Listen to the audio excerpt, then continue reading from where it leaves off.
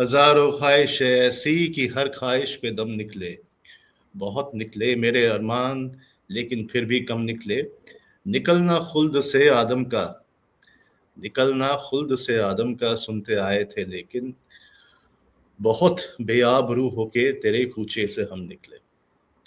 These lines by Mirza Ghalib were introduced to most Indians that I can imagine in the decade of the long 90s, or what we are calling the long 90s. It's from the serial Mirza Ghalib, directed by Gulzar, Sampuran Singh Gulzar.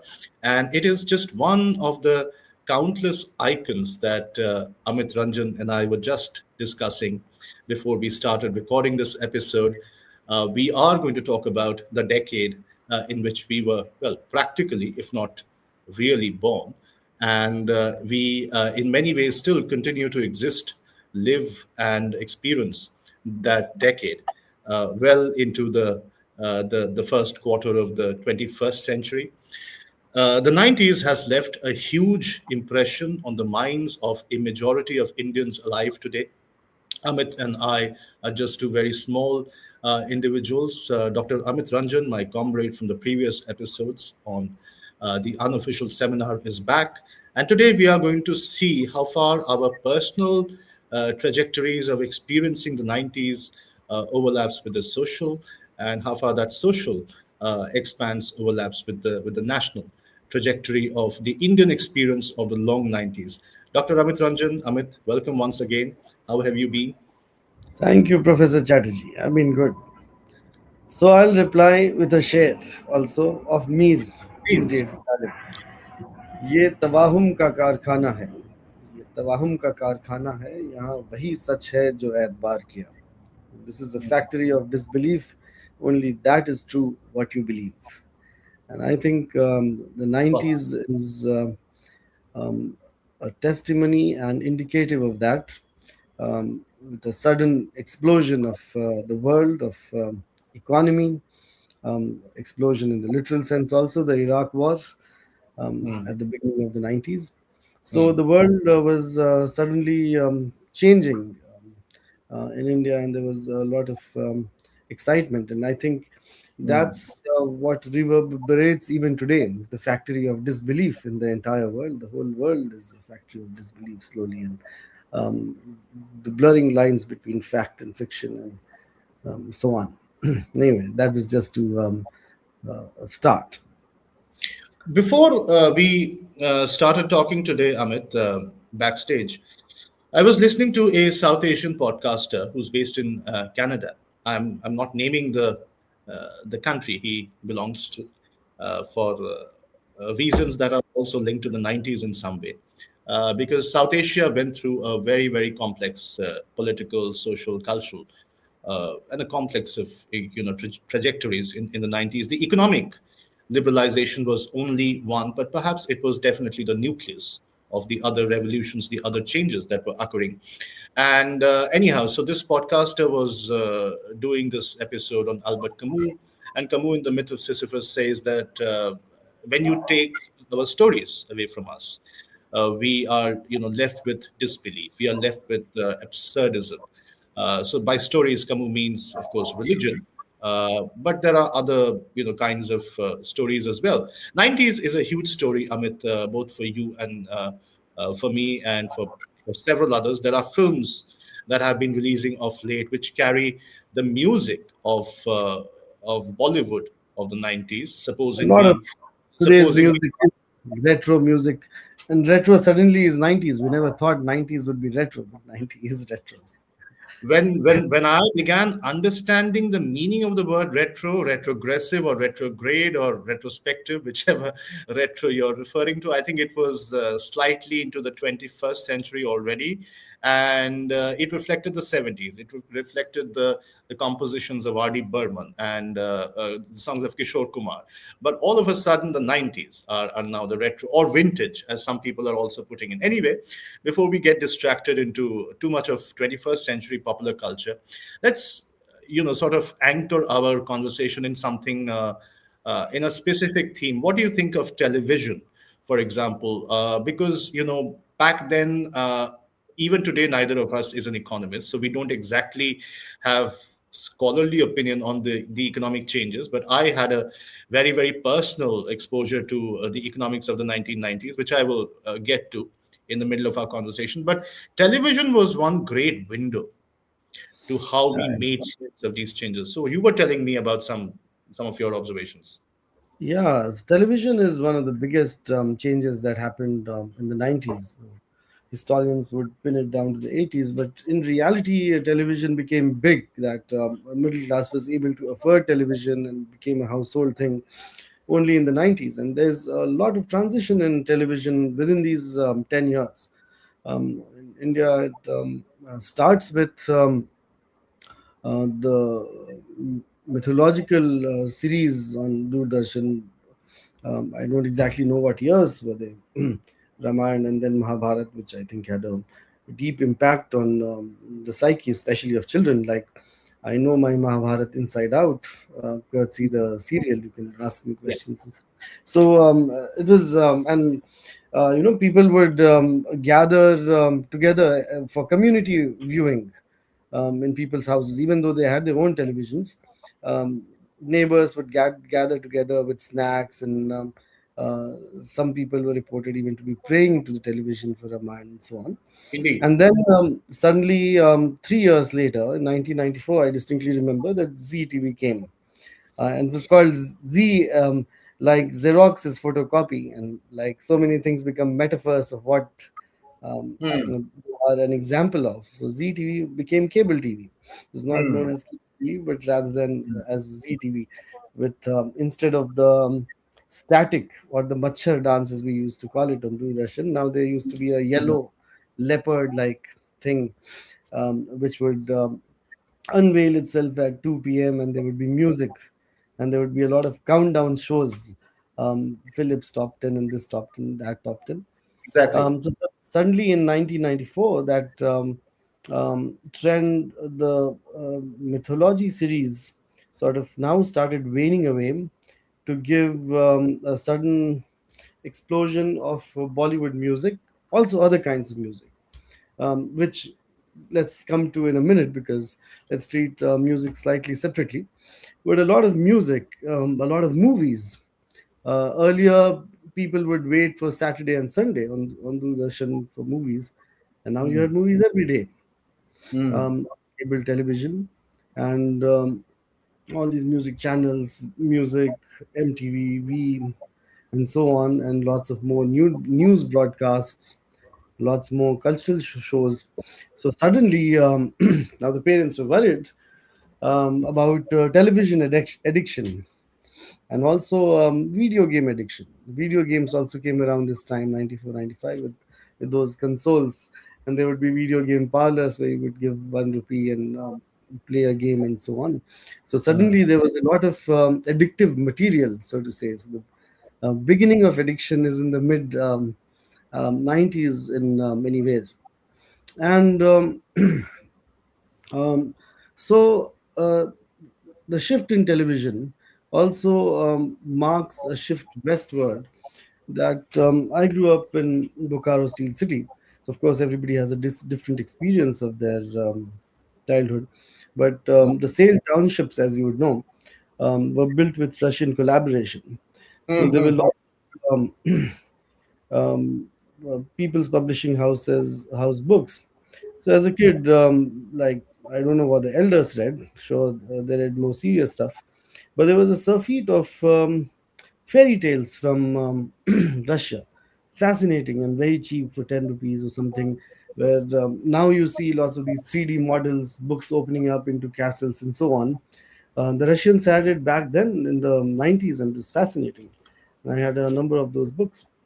So suddenly there's a shift from Russian imagination of castles of um, you know to American pop culture. Suddenly, Hmm. as a teenager, you were exposed to Baywatch and so on, and which was all a taboo. You're not allowed to watch, so you had to like go to some friend's place whose parents were not home, and so on. So this is also the time for in terms of television viewing, the time for VCP and VCR, Exactly.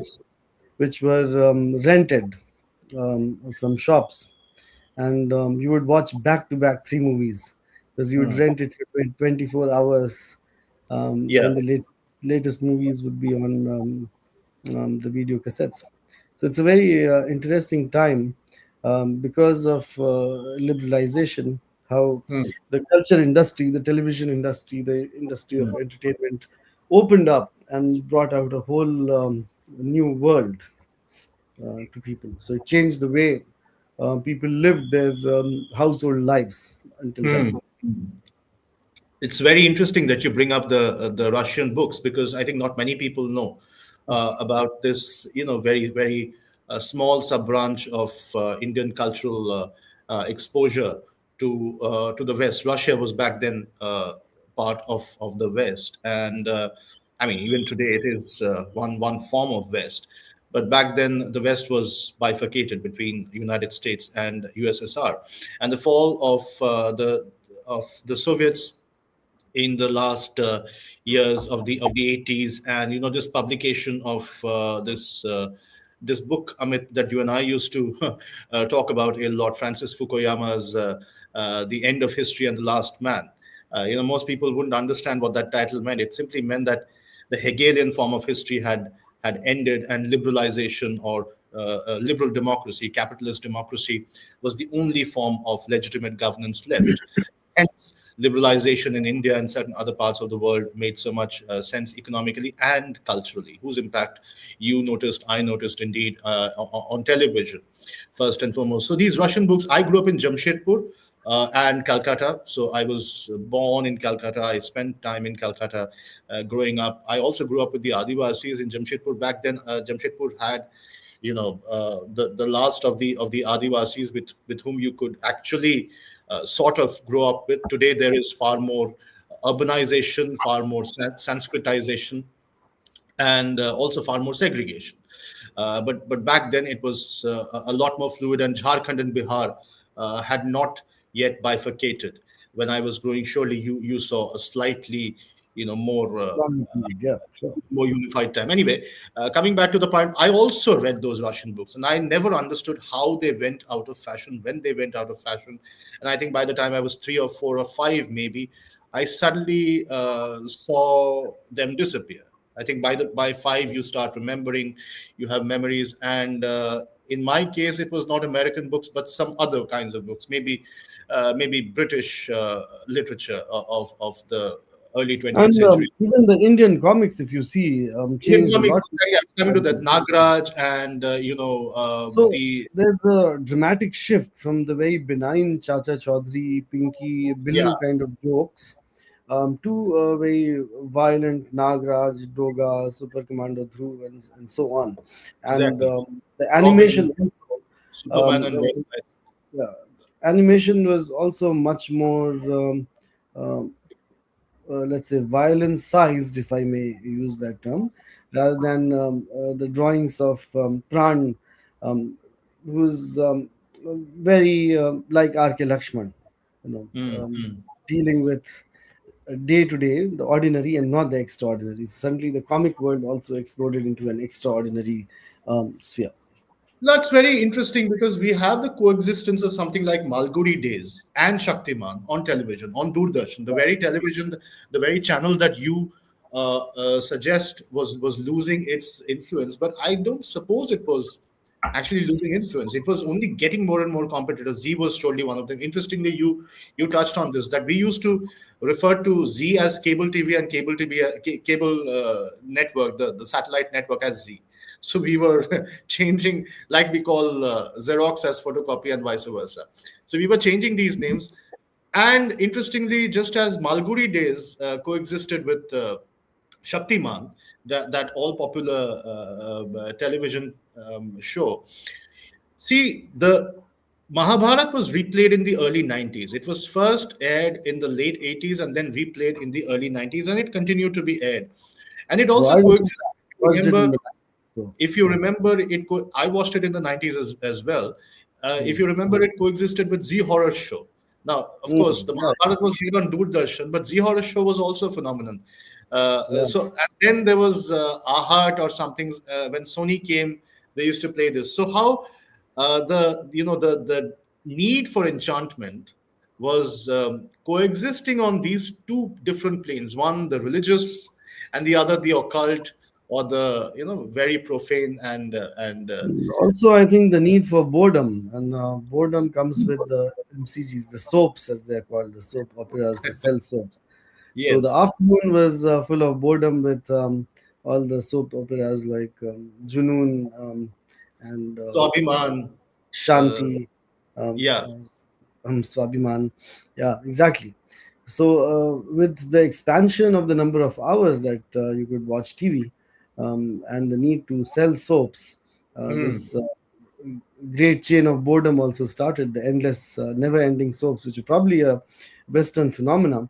And that is why probably they were more boring people until then. um, so, Talking of soaps, the literal soaps also became so much entertaining. Synthol, Margot, Nirma, both kinds of soaps I that Indian guess has. the advertisements were more exciting than the shows themselves, at least for children and teenagers. And there wasn't much to take away from these 3 o'clock soaps when you return from the school and watch them. Hmm. Um, there was some, they had an addictive quality. They always have. That's what a soap is for, despite the boredom. And so this is my theory that there's also a need to get you addicted to a certain kind of boredom for bigger consumerism, so that Very you're interesting. hooked on to these ads as well. Yeah, yeah, that's a fascinating point, Amit. I'll tell you what. You obviously know this. I grew up in very exciting lack of privilege, if I may phrase it thus. So, on the one hand, there was, we lived in a state of what can be best described today as being close to poverty. On the other hand, because of that situation at home, we were manning a shop, and I was part of the staff of that shop, and I had this amazing exposure to FMCG goods, and that so wonderfully resonates with your point about boredom. A lot of people had simply heard of Suffle, let's say the brand, or Mm, Venky's, another brand that was released, Quality Wolves, mm. another brand that was launched in India. Wolves had purchased Quality, or it was the other way. I'm not exactly sure even today. And Coke and Pepsi. So Coke made a return during This the is a time for return of Coke and of, Pepsi. of Coke, I of believe Coke, they were banned in the and early 80s or sometime. Coke had left And in '77 during the Janta government, and they came back in the and '90s. that's why Thumbs Up came up as an alternative, and Exactly. eventually Coke bought up Thumbs Up, So and so Thumbs on. Up But was an Indian brand. yeah, Thumbs Thumbs Up, Up was a thoroughly Indian brand, thoroughly Indian brand, and and still and survives despite Coke as off Coke, but despite exactly. Coke as well. But And the fascinating thing the is that point this I was this making, if I can just finish the point I was making, hmm, the soap operas used to facilitate the advertisements, and the advertisements would feed the loop of boredom slash entertainment. And it was this boredom that was bringing people to our shop and other shops, and they were just trying new stuff out of boredom. yeah, yeah. So, I so know our shop boredom was is very seminal practically, to a consumer culture that you get bored, and that's why terms like retail therapy and so on. If you're depressed, go yeah, buy something, and it's a cycle. But what I was saying is Coca-Cola and Pepsi are big symbols of the 90s of liberalization, and all the big precisely. stars, all the celebrities of Bollywood, then Ashwarya Rai and Amir Khan and Shah Rukh Khan, all of them, and they all were endorsing rival brands. And Yeah, it also was loyalty to which star, due to which this sold. But it also exploded into big way into cricket. Like you would see either of these companies as sponsors of most cricket tournaments throughout mm, the 90s. So they are absolute, let's say, pop culture representatives of liberalized India. These two brands.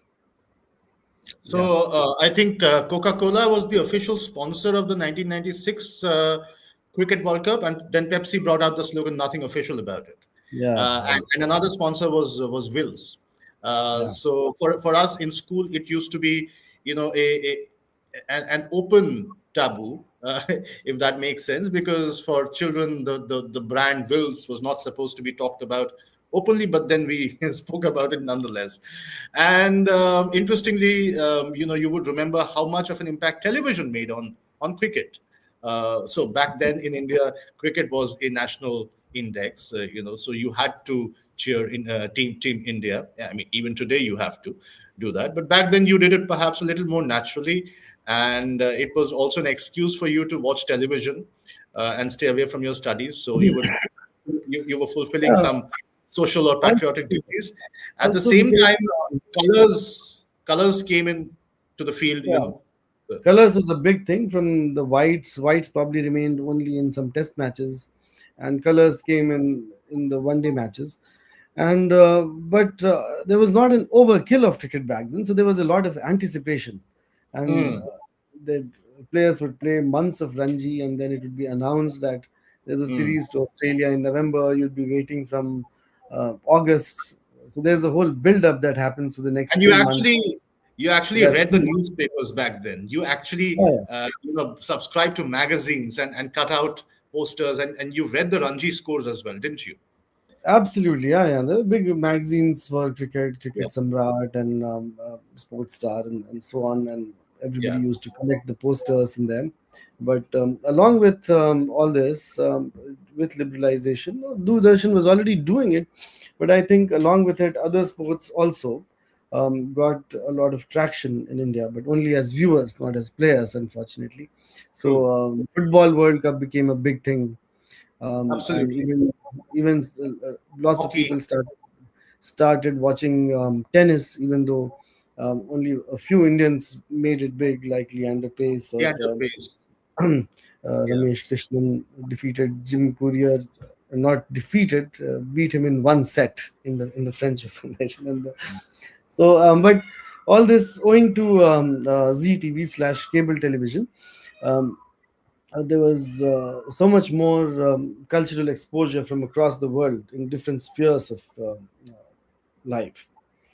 So cricket, The big very things, interestingly, was the space where the three themes look, Amit, if you observe carefully, the three themes that we sort of touched on, music, or rather the televised version of music, Super Hit Mukabla and MTV and so on, that and FMCG products and the daily experience of liberalization in the 90s. These three themes merged on the cricket field, don't you think? yeah, yeah, definitely. Um, and there's the big event of the 90s is music all over India, and music through cricket as well. I remember um, that Nusrat Fateh Ali Khan's alap was used by Coke. Mm, And apparently they had misinformed him of how it would be used, and there was some controversy and mm, so on. mm. But the Ustad was such a gentleman that, of course, he didn't mind. He never minded anything. So it's the music scene is very interesting in India throughout the 90s. So it breaks from the jarring music of 80s. So 80s also has a lot of interesting disco and so on, Bollywood, but there's more melodious music of the Nadeem Shravan, Jatin Lalit kind, which may also have been lifted from here and there, but a turn towards melody rather than the very True. loud 80s. That was one.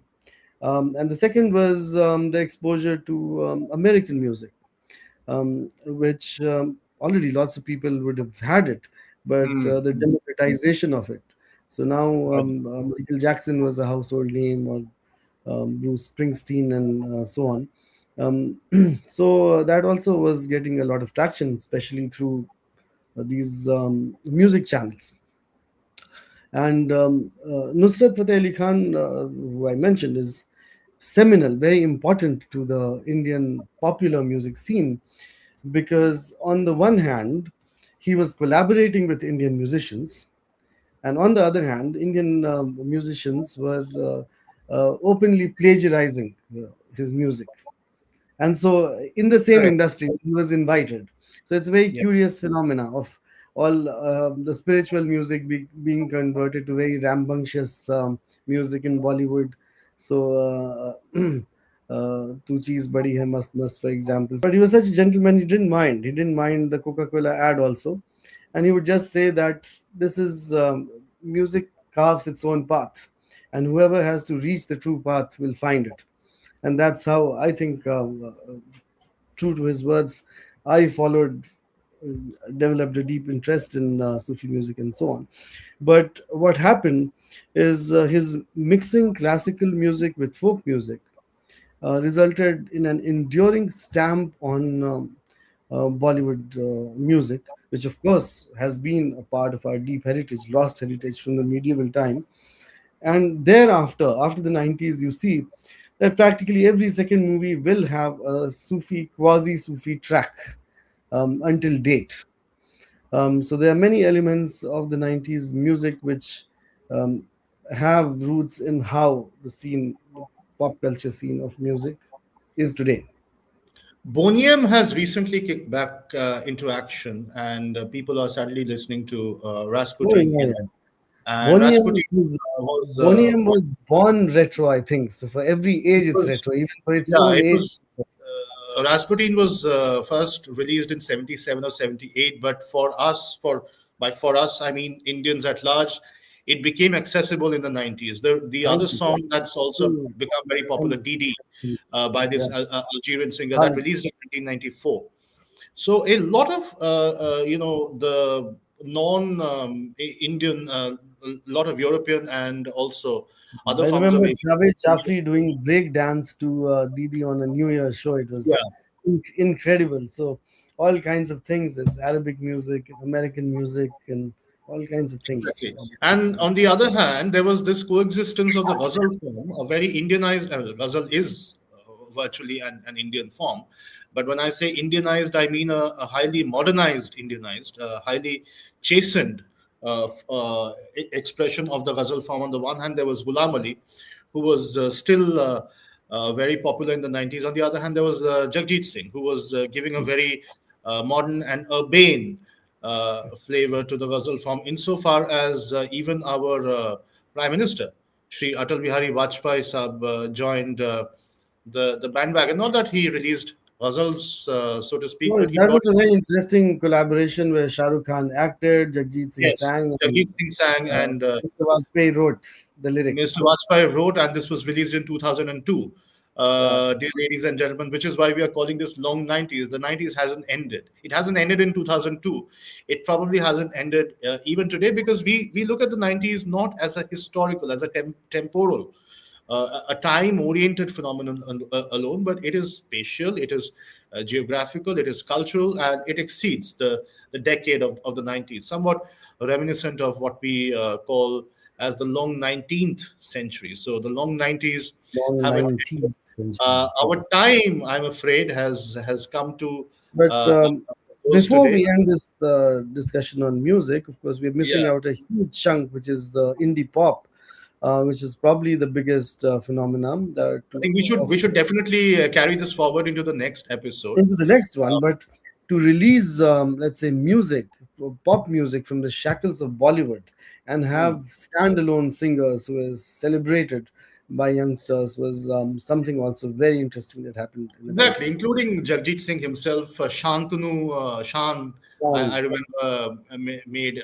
Then there was Lucky Ali. Who can Lucky forget Ali, Lucky Ali? Hava And there Hava, was Hasan Jahangir, Ila and so on. Arun. Ila Yeah. Arun was such a huge star. So, Amit, Prakash. thank you so much for this Thank you. It was fascinating such a conversation. fun discussion. And we thought, would we be able 90s to make is sense too to complex. each other, Yeah. because our experiences are so different. But it seems there is a lot to share, and lots more to ponder about. We have left out the cultural representations of politics so far. We haven't touched on cinema. So, Amit, there's lots and lots to talk about in the next episode. Ladies and gentlemen, thank you so much for tuning in. Amit, I'm so sorry to cut you short, but we'll meet It very, was very shortly. great fun, and we'll carry this discussion forward. There's so much to talk about the 90s. Thank Thank you you so so much. much.